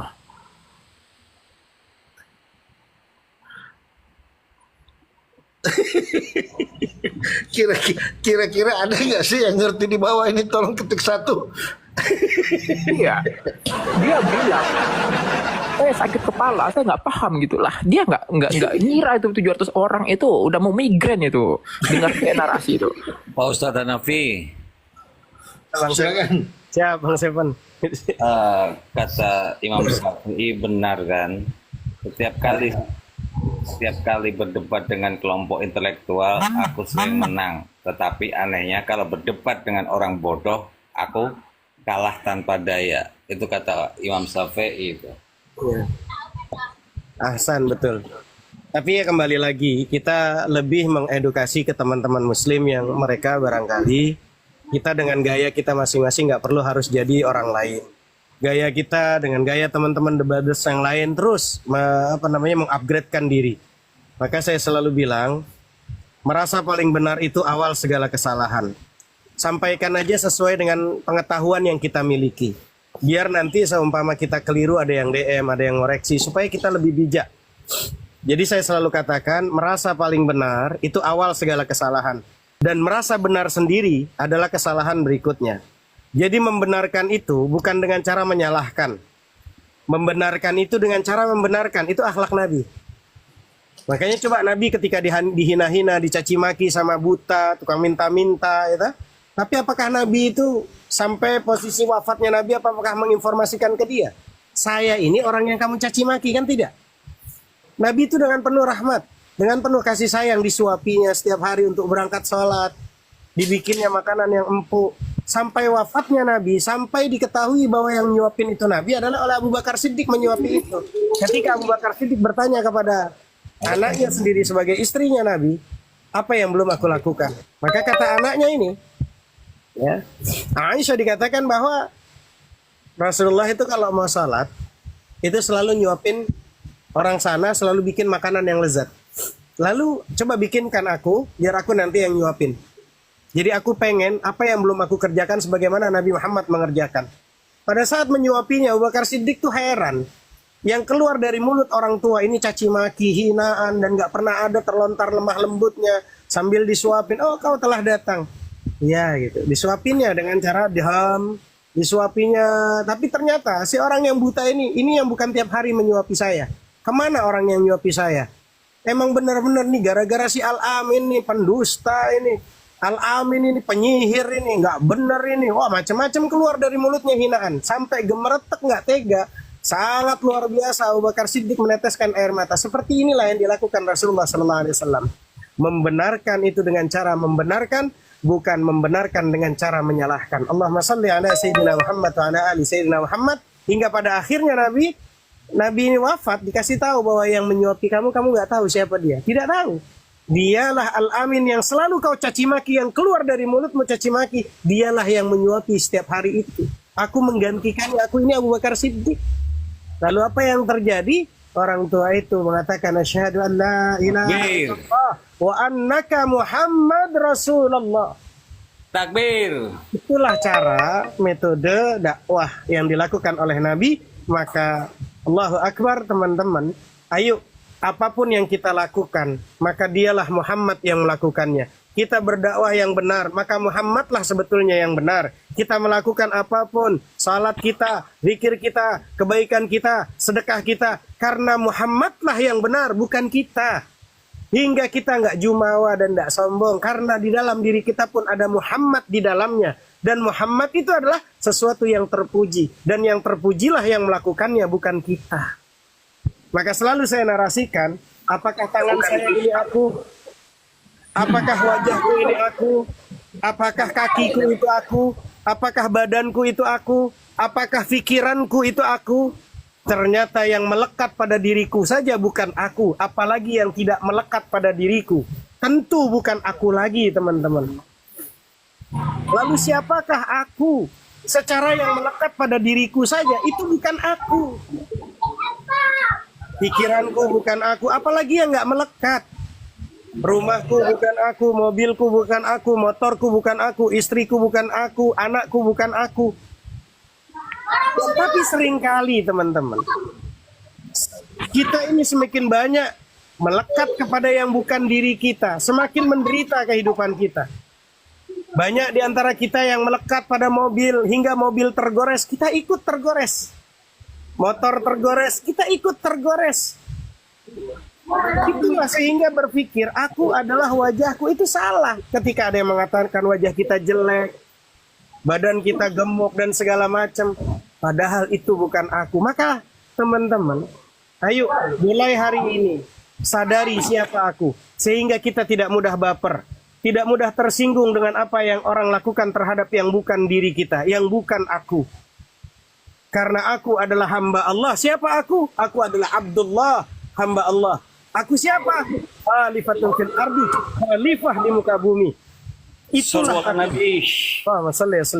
Muhammad wa ali Muhammad. Sadari akumu, teman-teman. Maka kita akan lebih tenang dalam menjalani kehidupan kita ini, insya Allah. Semoga teman-teman bisa bertemu dengan si aku. Saya izin Parkun, kalau memang ada yang mau naik turunkan, saya salat maghrib dulu, teman-teman. Iya, siap Ustaz. Parkun aja Ustaz. Parkun aja Ustaz. Silakan Bung Rocky. Izin salat maghrib, lanjut. Iya Ustaz. Oke, kita sapa dulu Hasibuan. Selamat malam. Karesteng Muslim, silakan. Muslim, selamat malam juga. Oh iya, silakan Bung Hasibuan. Ada yang mau disampaikan Bang sebelum kita naikkan narasumber Karesteng? Silakan. Belum saat ini belum ada Pak. Untuk mendengarkan sajalah dulu, baru nanti setelah saya mendengarkan, saya memberi penjelasan dan meminta arahan lah. Begitulah kira-kira. Baik, saudaraku Hasibuan ya, silakan menyimak dulu di bawah. Nanti kalau sudah ada pertanyaan, boleh naik kembali abangku ya. Karena kita mau naikkan saudara kita Karesteng dulu ya. Terima kasih sudah mampir di room internasional ya. Oke, terima kasih. Assalamualaikum warahmatullahi wabarakatuh. Oke, silakan. Teman Karesteng lagi ada yang mau naik? Silakan. Mumpung masih ada Bung Rocky ini ya, jadwalnya ini, Masya Allah ini. Sangat sulit dapat jadwal beliau ini. Oke, kita sapa dulu. Siapa lagi? Saudara kita Kristen, silakan. Permintaan naik ya. Di sini no hujat ya. No hujat, no rasis, no give, get out.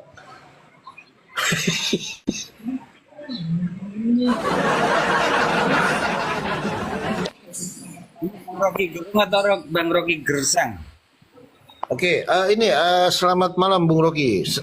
Mungkin Anda baru perdana naik di room saya, Bung Rocky ya. Iya. Saya ingin minta tanggapan Anda ya, atau pandangan Anda tentang hal-hal yang terjadi akhir-akhir ini di komal-komal debat lintas iman, tentang bagaimana hujatan-hujatan dari kedua belah pihak ya. Ini bagaimana Anda menanggapi ini? Kalau menurut saya sih itu hal yang lumrah. Kalau menurut tetangga sebelah ya, yang biasa dilakukan tetangga sebelah. Tapi yang paling kadang-kadang miris itu dari pihak kita juga. Ini bagaimana ini, Bung Rocky ini Anda menanggapi ini? Silakan. Oke. Pertama, saya ambil dari kacamata Muslim itu, karena dalam Islam itu sangat dianjurkan untuk memadamkan namanya amarah itu dengan diam itu. Kalau tidak bisa dengan duduk, maka dengan berbaring itu. Tapi cara efektif itu dengan mendirikan sholat 2 rakaat itu dulu ya. Nah makanya kita itu sebagai manusia itu harus dengan logika dan rasionalitas itu diutamakan. Itu dalam perdebatan boleh. Perdebatan itu dianjurkan untuk mencari kebenaran itu. Karena pikiran itu disebut pikiran jika ada perdebatan. Contoh gini. 1 tambah 1 kenapa 2? Itu kan debat kita tuh dengan pikiran kita tuh, dan dijelaskan oleh orang yang pakar, orang-orang yang paham tuh. Makanya silakan berdebat, tapi dengan intelektuals. Kalau berdebat dengan yang dungu, nanti jadinya dungu tuh. Itu dia perdebatan. Nah, you punya guru, silahkan berdebat dengan guru you, tapi dengan adab tuh. Al adabu fokul ilmi tuh. Adab lebih tinggi dari ilmu tuh. Jadi dalam perdebatan itu ada adab. Masalahnya itu ada perdebatan antara Islam dan Kristen. Belakangan ini Kristen mencari polemik. Makanya siapa dosa maksiat tuh, Dosma. Kok dosa maksiat? Tapi ya lupa apa, namanya Dosma tuh. Dia adalah seorang lawyer yang sepi job tidak laku, itu masih muda tuh, baru magang itu, dan dia mencari nama premis dengan menumbalkan itu, menuduh ya Unirifa dan Bang Zuma, tapi dia memakai seorang stang BMX siapa, logika dan Lina Wijaya. Nah, justru Dosma itu bahaya. Kenapa? Kalau you katakan you intoleransi, seharusnya you lihat dulu tuh dari kacamata agama you. Karena hujatan itu hanya ada di agama you itu, yang saling menghujat. Kalau Muslim, selama ini saya lihat tuh defense mereka tuh, defense. Tidak ada menyerang, defense jangan counter, itu dia. Kenapa umat Muslim itu membalas? Ya jelas membalas, karena yang you hina adalah ketauhidannya, Tuhan dan nabinya itu. Tapi kalau you hina pribadinya itu tidak akan marah. Siapapun yang tidak akan marah itu kalau yang benar-benar Muslim. Itu dia. Makanya ini akan jadi senjata makan tuan secara data itu. Karena sebelum pidana itu harus masuk perdata. Perdata itu Dosma tidak akan mampu itu menunjukkan sebuah delik aduan di mana hujatan yang dilakukan oleh pihak Muslim. Sementara dia melupakan ada makhluk anomali dari planet Mars bernama Lina Wijaya, Sopiatul, Ki Ahmad, Joseph, RK. Nah, mereka yang jelas-jelas menghujat tidak diadukan, tapi malah menuduh umat Muslim, tapi memakai logika dan Lina Wijaya. Ini bahaya. Pertama, Dosma sebagai lawyer ini akan jadi tersangka karena dialah sebenarnya provokasi pemecah pemersatu itu. Tidak percaya? Itu bisa dibalikkan tuh dalam hukum doh. Bahwasannya si Dosma itu menjadi provokasi doh, provokator untuk pemecah. Dia menimbulkan kericuhan antara diskusi doh. Itu bahaya tuh dia doh. Dan kedua, manusia setengah jadi yang gagal karena book system bernama logika itu juga akan kena. Karena secara data jelas ada dia itu menginjak sebuah kitab yang disakralkan oleh umat Kristen. Meskipun bukan kitab suci, tapi itu adalah sebuah kitab yang disakralkan dan disahkan dan diyakini sebagai kebenaran oleh umat Kristen. Dan itu sudah salah. Itu penistaan itu. Nah, makanya 3 dalam 1 ini, Dosma, Lina Wijaya, logika itu sama-sama akan masuk delik dari perdata ke pidana dan masuk dalam sel itu. Tidak percaya silahkan itu. Ya, mungkin segitu dulu Bung Palopo. Baik. Jadi saya sangat tertarik narasi yang Anda bawa. Mungkin kalau saya perdebatan karena jumlah begini ya, Bung Rocky ya. Di pihak Muslim mengatakan 1 tambah 1 tambah 1 itu 3 kan gitu. Lalu di pihak Kristen mengatakan 1 tambah 1 tambah 1 1. Ah, ini kira-kira ini bagaimana nanti hakim menjelaskan ini? Kira-kira siapa ini yang dimenangkan ini? Yang satu bilang 3, 1 tambah 1 tambah 1 3, pihak Muslim. Pihak Kristen mengatakan 1 tambah 1 tambah 1. Ini kira-kira bagaimana Anda menganalisa kasus ini ke depan? Silakan. Ya, cara menganalisa begini. Kepada Bung Palopo misalnya, saya tanya apa bedanya kacang panjang dan celana panjang? Coba Bung Palopo jawab. Wah, ini ribet juga ini, Bung Rocky. Silakan. Iya. Celana panjang itu kalau kita potong itu menjadi celana pendek. Kacang panjang kalau kita potong pendek itu namanya tetap kacang panjang. Itu dia. 1 tambah 1 tambah 1 sama dengan 1 itu masuk dalam ranah korup. Makanya gini, dalam konsep humanisme yaitu keadilan itu disebut adil, sederhana. Artinya 1 tambah 1 sama dengan 2. Nggak bisa tuh dikorup jadi 3 atau 4 itu. Karena gini ya, secara nggak langsung matematika itulah kunci menegakkan keadilan. Keadilan itu adalah output humanisme yang paling ideal itu. Makanya kalau secara matematis saja sudah kacau dungu, maka hal lain juga akan kacau itu. Karena basic ontologis dari sebuah logika, nalar, kebenaran, yaitu matematis gitu. Makanya dalam matematika itu tidak bisa dikorup, tidak bisa digandakan atau sinkretisme kan, itu tidak boleh matematika itu. Makanya kalau ada yang sesat dalam matematika, apalagi basic hitungan dasar saja sudah kacau, ya itu sudah dungu itu. Tidak bisa dibenarkan semua premisnya itu. Karena untuk hal kecil saja dia sudah kacau.